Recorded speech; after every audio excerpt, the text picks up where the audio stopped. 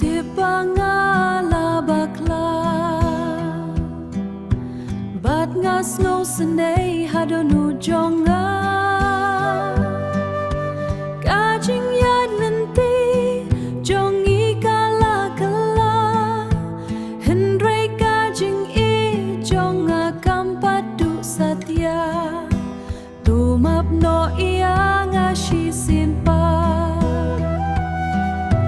ai bangan peni ya kajing shisha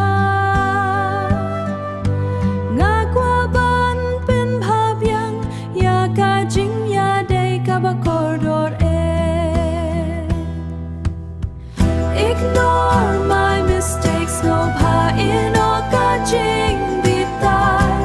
ngadang it ya pi da ka donut baro kawe watcha ya ka bakla ban pen ngai no yangi namar pi long kajing men ha kajing im jonga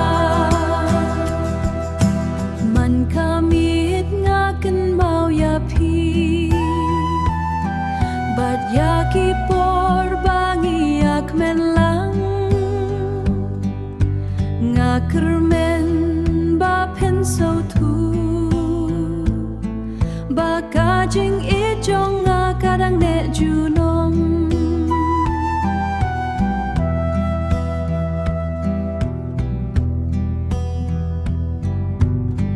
lada pi ai la chu shi si ngan su maria pi kam pham bha ban ya man shwa ngan om pen sngo si shu ya pi ngan it ya pi malakasi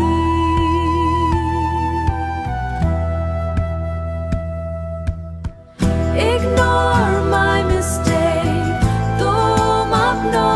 yanga nga kwa ban stang thamai rangkat bat pi kajing I jong jo jong I kan nang scam hadin jong ki ne ki jing baro pi dai kajing post new ka ba itanan bat ngan ap ya pi hadu ba pin wan bia